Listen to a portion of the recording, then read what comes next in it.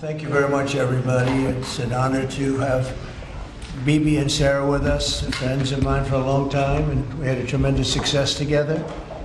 And I think it will only go on to be even greater success in the future. So it's really nice to have you at the White House. It's nothing like the White House, and it's great to have you both and all of your wonderful people. Ron, we've worked together for a long time, and we've done well together. We had a great time. I would say it's a lot of work, but we had a great result recently, and we're going to have a lot of great results. So it's great to have you. Thank you very much. Thank you. I want to express the appreciation and admiration not only of all Israelis, but of the Jewish people and many, many admirers around the world for your leadership of the free world, your leadership of a just cause, and the pursuit of peace and security, which you are leading in many lands, but now especially in the Middle East. We have great opportunities. The President has an extraordinary team, and I think our teams together make an extraordinary combination to meet challenges and seize opportunities. But the President has already realized great opportunities. He forged the Abraham Accords. He's forging peace as we speak in one country, in one region after the other. So I want to present to you, Mr. President, the letter I sent to the Nobel Prize Committee. It's nominating you for the Peace Prize, which is well deserved, and you should get it. Thank you very much. This I didn't know. Wow. Thank you very much. Thank you. Coming from you in particular, this is very meaningful. Thank you very much, Bibi. Thank you. Thank you for everything you're doing. Thank you. It's a great honor. Thank you very much, everybody. Appreciate Mr. it. President, have you spoken with any of the families of the victims of the Texas flood? And can you talk about what you would like to do when you travel there on Friday? Well, we're going to just make it as comfortable as possible for the state of Texas. They have a great governor. They have wonderful senators. They have wonderful representatives, and we're going to work together with them. And we have been working really very hard. This whole table has been working. That was a terrible event. Terrible event. You saw that maybe where Texas was just absolutely so badly hurt by something that was a big surprise late in the evening. So we'll be working with the governor and all of the people of Texas. We'll be going on Friday. Mr. President, there was a security incident in northern Gaza today, right around the time that the Prime Minister was meeting the Secretary of State. This was the Woodcroft. Does that, a number of IDF soldiers reportedly have been injured, possibly killed, does that in any way put a wrinkle in ceasefire negotiations with Hamas? I don't think so. They want it. They want to meet and they want to have that ceasefire. So I don't think so. Steve, could you respond to this? You know about it? Well, I think it's terribly unfortunate. Terribly unfortunate. We were just talking about it, how tragic it is, but we have an opportunity to finally get a peace deal, Mr. Prime Minister, as we discussed, and I'm hopeful for it very quickly. Mr. President, are the tariff letters that you sent today final offers, or are they negotiable? More or less final offer. So South Korea, Japan should take it or We're leave always it? subject to negotiate something that's fair, but we've talked to most of the countries, and pretty much they've had their way for many, many decades, as you know. And it was time that we just wanted fairness. This is not really equitable from our standpoint because it's just a small token by comparison to the damage that's been done over the years. But we had no other president that was willing to do this. I did it in my first term with China and others. We took in hundreds of billions of dollars of tariffs. No inflation, the most successful period of time that we've ever had financially in the country. The first term.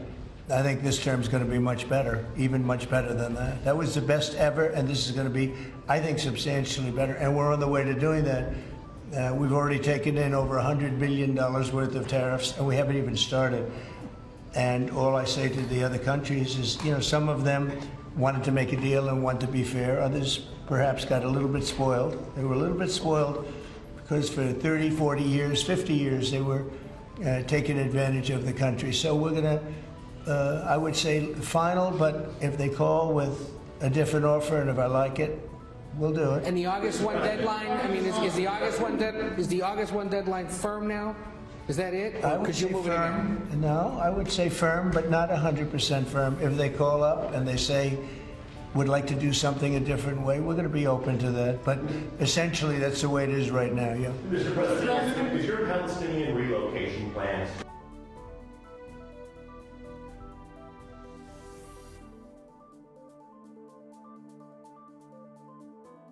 still on the table? Is there a plan? Has there been any progress in finding countries Yeah, to accept Bibi, why don't I Palestinians let you without answer that question? Mr. President, Wait a minute, wait, he's got to answer the question. I think President Trump had a brilliant vision. It's called free choice. You know, if people want to stay, they can stay. But if they want to leave, they should be able to leave. It shouldn't be a prison. It should be an open place and give people a free choice. We're working with the United States very closely about finding countries that will seek to realize what they always say, that they want to give the Palestinians a better future. And those who, and I think we're getting close to finding several countries, and I think this will give, again, the freedom to choose. Palestinians should have it, and I hope that we can secure it close by. And we've had great cooperation from surrounding Israel, surrounding countries, great cooperation from every single one of them. So something good will happen. Brian, did you have something? Mr. President, you've mentioned before you want to go down as your legacy as the peacemaker. Are we in the last chapter of closing out peace amongst this conflict now and all the other ones that you're working on? Well, I hope so. Look, we did a job with India and Pakistan and Serbia, Kosovo, and Rwanda and the Congo, and this was all over the last 3 weeks or so, Marco, right? We did, and others that were ready to fight, and we stopped a lot of fights. I think a very big one, frankly, a very, very big one was India and Pakistan, and we stopped that over trade. We're dealing with India and we're dealing with Pakistan, and we say we're not going to be dealing with you at all if you're going to fight. And they were maybe at a nuclear stage. They're both, nuclear powers. And I think stopping that was very important. We're trying to help out with a Biden-created monster, this whole thing that's happening with Russia and Ukraine. It's a horrible thing, and I'm not happy with President Putin at all. But this is something that would have never happened if I were president. This was a war that was never going to happen. Go ahead, Brian. I was just going to say, how would you address your critics that in the election they said that you would cause the next World War III, when in fact you're solving all the problems? I'm stopping wars. I'm stopping wars. And I hate to see people killed. Like, as an example, Ukraine and Russia. They're not Americans there being killed. They're not Israeli that are being killed. These are all Russians and all Ukrainians. But it's 5,000, maybe 7,000 last week, 7,500 last week, mostly soldiers. But people in towns and cities that are getting hit, but mostly death is mostly soldiers. Now, so they don't come from here, but it's 7,000 last week souls. And if I can stop that, they have parents and they have sisters and brothers and getting married, and who knows, they're just people, but they're souls. And if I can stop a war, because I have an ability to do so, I'm disappointed, frankly, that President Putin hasn't stopped. I'm not happy about it either. Mr. President, on the Iran talks, can you say if you've scheduled the next round of Iran talks, and then also on strikes? We have scheduled Iran talks, and they want to talk. They took a big drubbing, I think, when we hit the 3 sites, really. I would say the 3 sites, not just the one. The one was a big one, and it was deep in granite, and it was obliterated. It turned out the Atomic Energy Commission said it is obliterated. I would just want to take our hats off to those incredible flyers, the people that flew that big machine, and frankly, the mechanics and everybody else. I mean, they had zero. They flew for 37 hours with zero problem mechanically. I mean, when you think in carrying the biggest bombs ever, the biggest bombs that we've ever dropped on anybody, when you think non-nuclear, and we want to keep it non-nuclear, by the way. But they did a phenomenal job. It was an amazing job, and I think that was, I was talking to Bibi about it before, that was the very beginning of the end. It ended very quickly after that. I don't want to say what it reminded me of, but if you go back a long time ago, it reminded people of a certain other event, and Harry Truman's picture is now in the lobby, in a nice location in the lobby where it should have been, but that stopped a lot of fighting. And this stopped a lot of fighting. When that happened, it was a whole different ballgame. On future Iran strikes, what might make you have the desire to do another strike on Iran? Another what? Another strike on Iran. I hope we're not going to have to do that. I can't imagine wanting to do that. I can't imagine them wanting to do it. They want to meet. They want to meet. They want to work something out. Can you say No, when? they're different. They're very different now than they were 2 weeks ago. Is there a date yet, sir, for the Iran talks, or a city? Do you know when and where the next round of Iran talks will be? Well, I can tell you. I'd rather not say, but you'll be reading about it tomorrow or seeing it tomorrow. Mr. President, what is the holdup currently in a ceasefire with Hamas? In which? In the ceasefire between Israel and Hamas, what's currently the holdup? I don't think there is a holdup. Well, I don't think there's a holdup. do you think that you're going to? I think things are going along very well. They just, left each other, and it was not a pleasant period of a few days. It was a little longer than a few days, but this was not a pleasant period of time. And we were at the end. 14 missiles were shot, and every single missile was shot out of the air. It was pretty amazing. That was sort of the end. And they told us they were coming and where they were and what time they were coming. And they said, if you'd like to have a different time, we'll do that. And that's respect when they do that. I appreciated that they did that. There was no surprise. We got the soldiers out of the base in Qatar, in this case. But they knew they were coming. 14 missiles were coming. 1 o'clock, they said, would you like to make it later? I said, no, let them come at 1 o'clock. And at 1 o'clock, everybody was, as you know, over 5,000 people left the base. And we had 3 gunners and 3 assistants. And out of the 14 that were shot, all 14 were knocked down. And that was the end. That was about it. And we had a rough time. But sometimes you need the rough time in order to get. I think things are going to be really settled down a lot in the Middle East. And they respect us, and they respect Israel. They respect a lot of things that took place. Nobody's ever seen equipment like what we sent over to knock out those sites. But when those sites were knocked out, it essentially, that was the end. Do you think that there can be a two-state solution that creates an independent? I don't know. I'd ask Bibi that question. You have the greatest man in the world to answer that age-old question, two-state. Go ahead. You give him your honest answer. I think Palestinians should have all the powers to govern themselves, but none of the powers should threaten us. And that means that certain powers, like overall security, will always remain in our hands. Now, that is a fact, and no one in Israel will agree to anything else because we don't commit suicide. We want life, we cherish life for ourselves, for our neighbors, and I think we can work out a peace between us and the entire Middle East with President Trump's leadership, and by working together, I think we can establish a very, very broad peace that will include all our neighbors. Mr. President, a question on Iran. You have asserted that there's complete and total destruction of their nuclear facilities. So what is the basis of the talks going forward? Is it to cap future nuclear activity? Is it ballistic missiles, terror support, economic-based opportunities? What are the... It's really a good question because if you remember when it was done, I sort of said, what's the purpose of talking? It's been knocked out completely. But they've requested a meeting, and I'm going to go to a meeting, and if we can put something down on paper, that will be fine. That'll be good. I think they've gained a lot of respect for us. I think they've gained a lot of respect for Israel also. But they would like to meet, and we're going to have a meeting. Steve, when is that meeting going to be? Do you want to say? Rather, very quickly, in the next week or so. So we'll see what happens.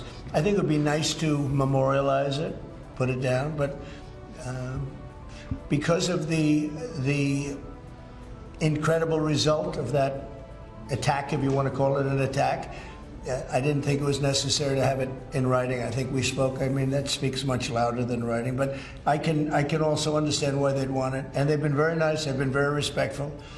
And it began by them telling us about 14 they had to do. You know what 14 represents, right? Do you know what 14 represents? Right? You know that, right? The number of bombs dropped. So it was, representative.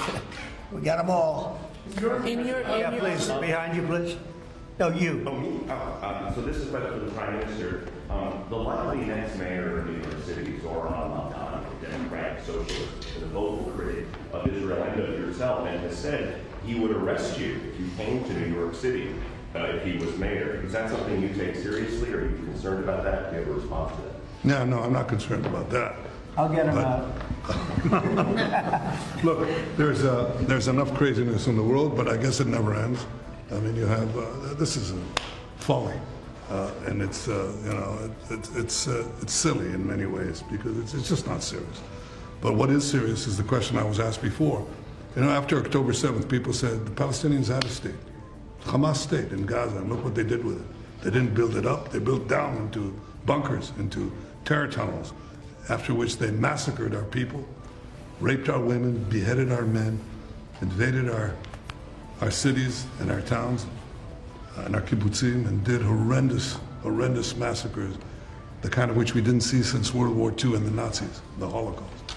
So people aren't likely to say, let's just give them another state, it'll be a platform to destroying Israel. We'll work out a peace with our Palestinian neighbors, those who don't want to destroy us, and we'll work out a peace in which our security, the sovereign power of security, always remains in our hands. Now people will say it's not a complete state, it's not a state, it's not that. We don't care. We vowed never again. Never again is now. It's not going to happen again. So we'll see you in New York next year? Oh, well, look, I'm going to come there with the President Trump, and we'll see how do you know who the mayor will be? I don't know that. Do we know that? He's going to be very fine, and who knows, we don't know who the mayor's going to be yet. But this is a communist. He's not a socialist, he's a communist. And he said some really bad things about Jewish people, and he said some really bad things about a lot of people. And I think he's going through a little bit of a honeymoon right now, but he might make it. But, it all comes through the White House. He needs the money through the White House. He needs a lot. He's going to behave. He'll behave. He better behave, otherwise he's going to have big problems. But it's a philosophy that this country is not ready for, and it never will be. By the way, we have a man with us who thought this was going to be a very glamorous, easy job. He's the ambassador to Israel, Mike Huckabee, former governor, former everything. I'd say he's a former everything, and respected and loved by everybody.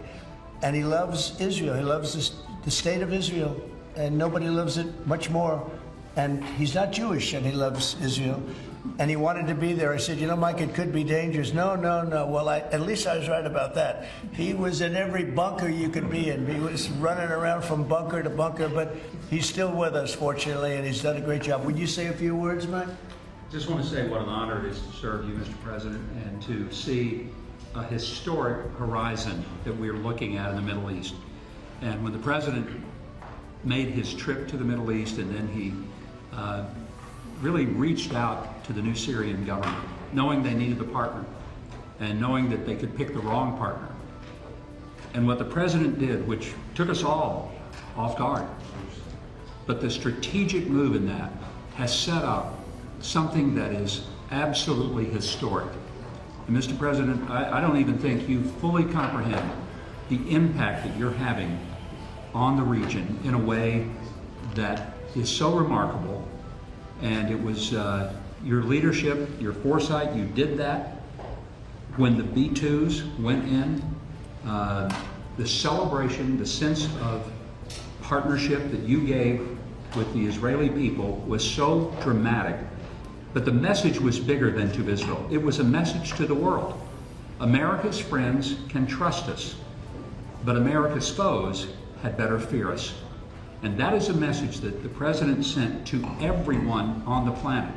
And it is a message that will resonate toward a matter of peace, the likes of which I don't think we've ever seen. So thank you. Great job you're doing, too. Thank you. They love you over there. They respect him and they love him. Mr. President. It's very, very interesting. We had the pilots here yesterday, as you know, and they were incredible. And we also had the mechanics. We had a lot of people here that had to do, a lot of people, I think about 170 people that had to do with that incredible journey, a journey that could have been horrible. You remember what happened with Jimmy Carter with the helicopters and all of the problems, and ultimately hostages.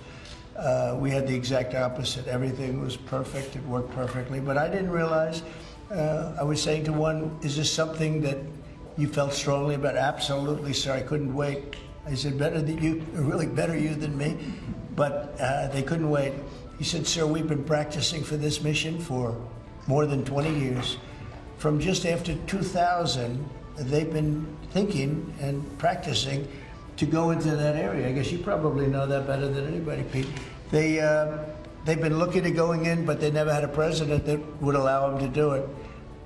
And perhaps right, perhaps wrong. I don't know if that's true or not, but I didn't realize they were preparing for that journey from just a little bit after 2000, the year 2000. And I was pretty amazed by that. They knew it. They knew every inch of it. And they came back and they said, we got it better than we ever did in practice. But they've been practicing for more than 20 years. Can you imagine? Yeah. On Ukraine, Mr. President, are you planning to send more weapons to Ukraine? We're going to send some more weapons. We have to. They have to be able to defend themselves. They're getting hit very hard now. They're getting hit very hard. We're going to have to send more weapons. Yeah, defensive weapons, primarily, but they're getting hit very, very hard.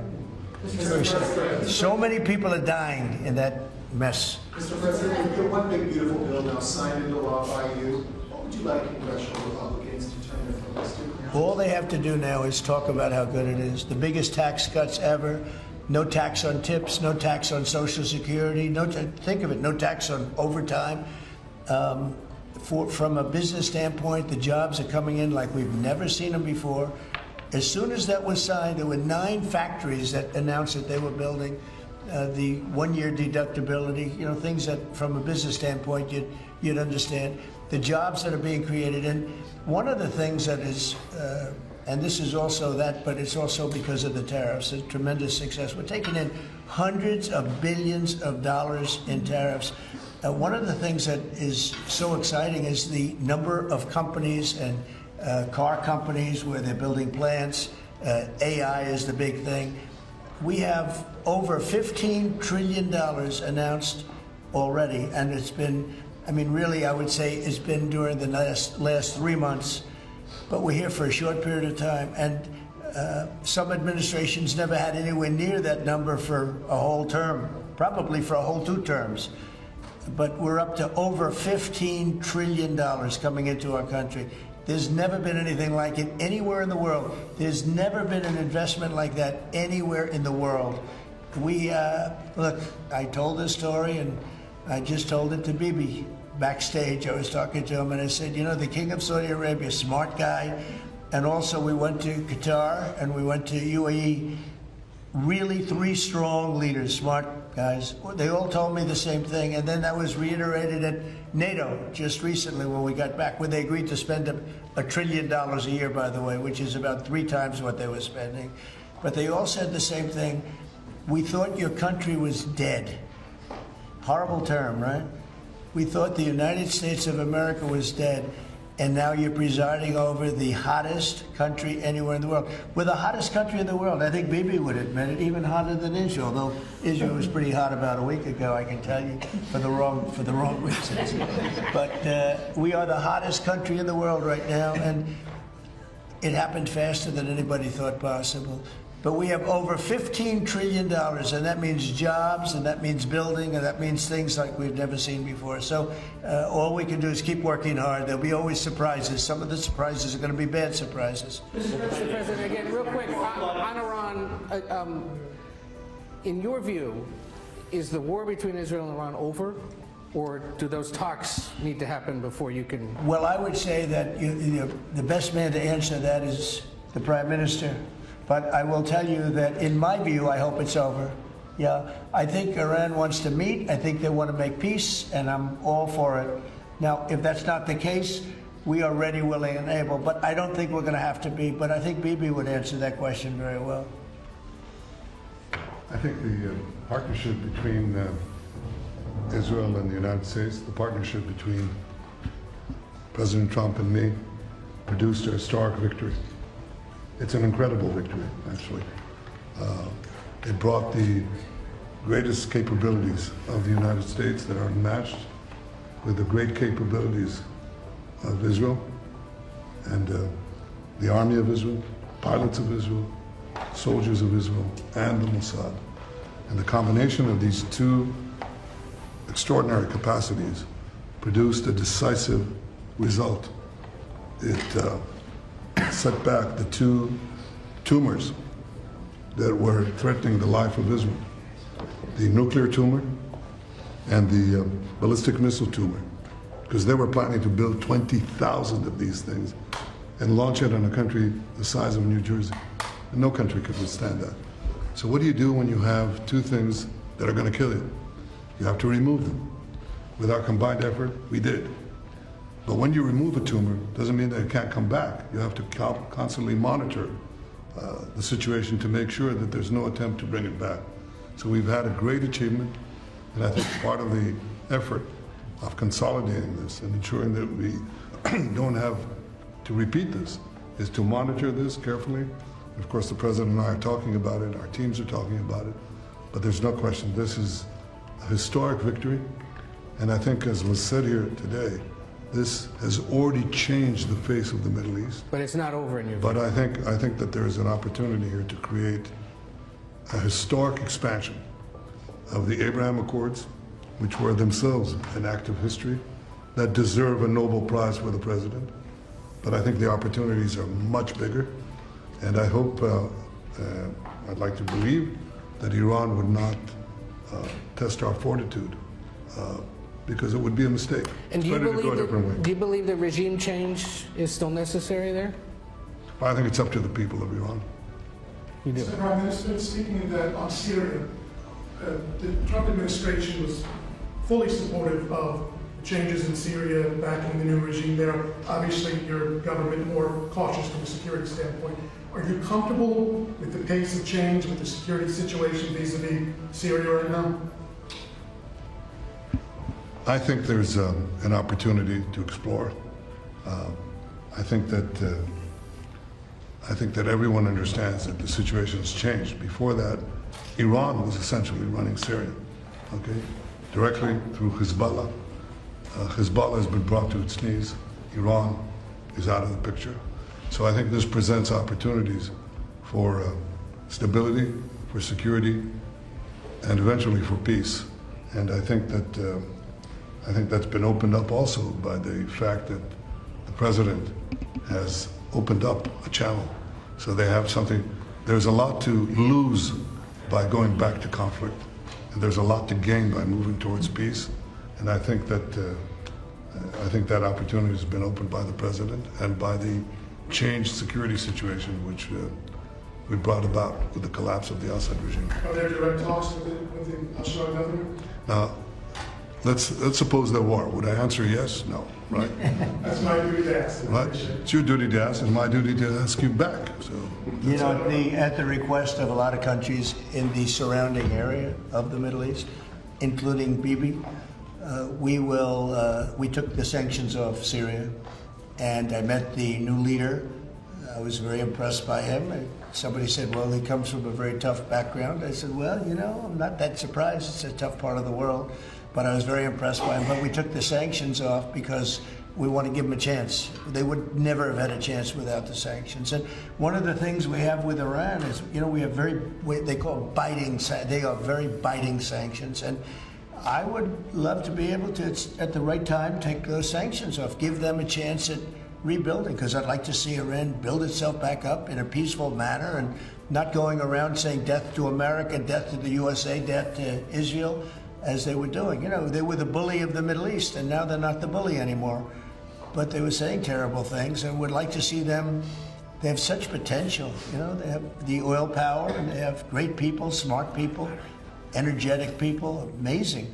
And I know so many Iranians from New York. I have a lot of friends, and they're great people. So it's a shame when you see a thing like this happen. But I think that taking the sanctions off of Syria is going to give Syria a great shot at making it. Mr. President, I'm going to follow up on a congressional question. Are there any executive orders that you'd like to see Congress focus on when they come back in session? Do you have any that you prioritize to go first? Well, we've done a lot of them in the last, as you know, and I always say the great, big, beautiful bill. I add the word great. But it was the largest bill of its kind ever passed. We were talking about it before. It was beauty.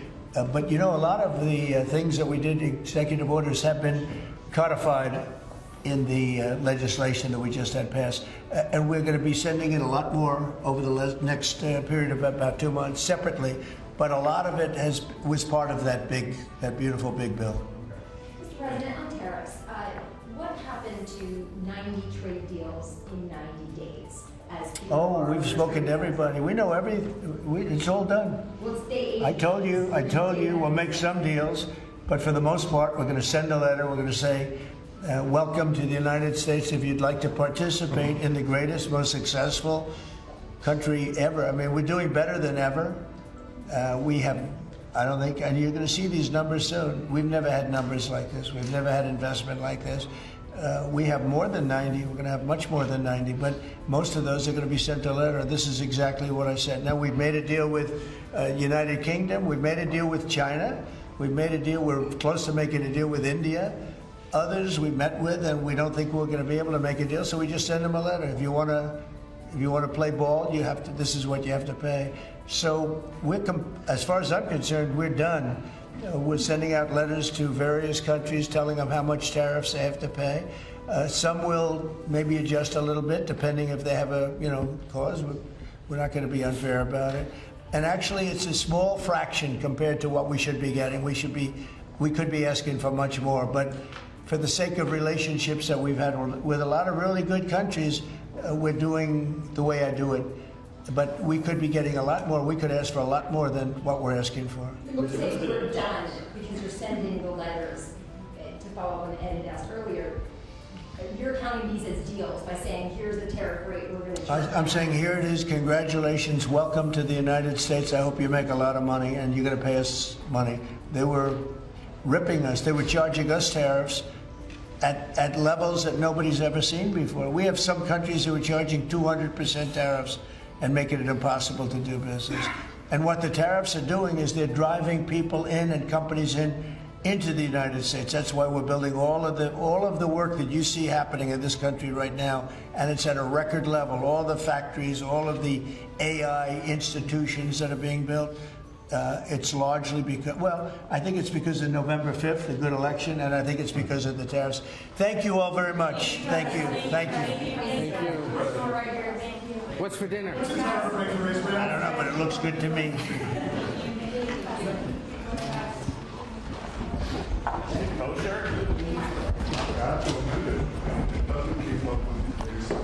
We're going to wrap it up.